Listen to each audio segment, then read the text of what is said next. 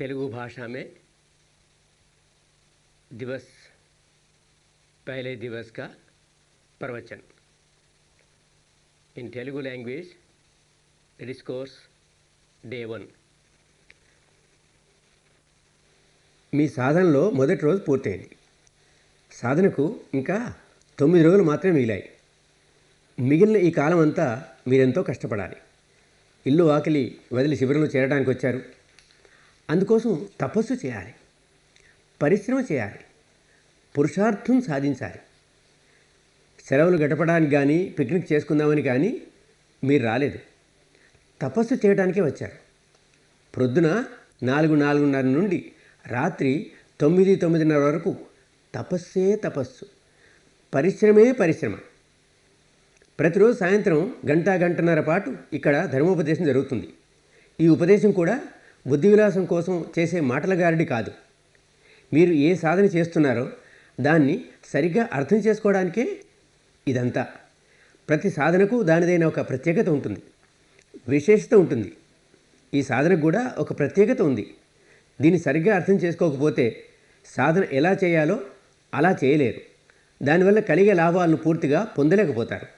అందువల్ల ఈ విద్యను సరిగ్గా అర్థం చేసుకోవడం ఎంతో అవసరం. మీరు ఏ సాధనా పద్ధతిని అభ్యాసం చేద్దామని ఇక్కడికి వచ్చారో అది భారతదేశానికి చెందిన చాలా పురాతనమైన పద్ధతి. ఇది భారతదేశంలో ఎన్నో మార్లు తలెత్తింది. భారత ప్రజలు దీనివల్ల ఎంతో లాభం పొందారు. కానీ కొన్ని శతాబ్దాల్లోనే ప్రజలు దీనిలో కల్తీ చేయడం మొదలెట్టడం, దానివల్ల అది వికృతం అవుతూ వచ్చింది. వికృతం చెందటం వల్ల దాని లాభాలు పొందలేకపోయారు. అందువల్లే మెల్లమెల్లగా ఈ పద్ధతి మాయమైపోయింది. కొంతకాలానికి ఎవరో ఒకరు మళ్ళీ వెతికి తీశారు. కొన్ని శతాబ్దాల పాటు మేలు జరిగింది, మళ్ళీ వికృతమైంది, మళ్ళీ కనుమరుగైంది. 26 శతాబ్దాల క్రితం భారతదేశానికి చెందిన మహాపురుషుడు ఒకరు ఎంతో శ్రమించి మాయమైపోయిన ఈ విద్యను వెతికి మళ్ళీ వెలికి తీశారు. తాను దానివల్ల లాభం పొందారు. అంతేగాక ఎంతో దయార్ద్ర హృదయంతో ఈ విద్యను అందరికీ పంచారు. అందువల్ల ప్రజలకెంతో మేలు జరిగింది. ఈ సాధన తరతరాల ప్రజలకు కళ్యాణకారి అయింది. కానీ మళ్ళీ 4-5 శతాబ్దాల తర్వాత భారతదేశం నుండి ఈ సాధన కనుమరుగైపోయింది. అదృష్టవశాత్తు ఈ విద్య మన పొరుగు దేశాల్లో చేరి అక్కడి ప్రజలకు ఎంతో లాభకారి అయింది.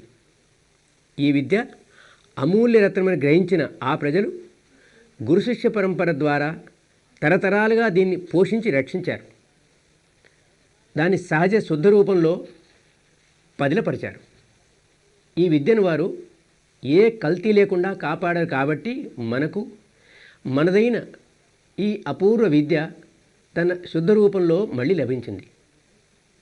2000 సంవత్సరాలుగా ఈ విద్య లుప్తమవడం వల్ల భారతదేశానికి ఇది ఇప్పుడు కొత్తగా ఉంది.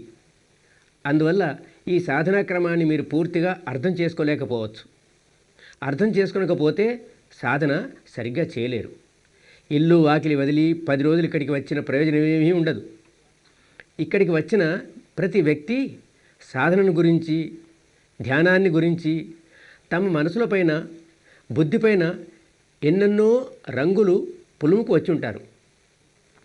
ఏదో విన్న దాని నుంచి, చదివిన దాని నుంచి కొంత చేసి కూడా ఉండొచ్చు.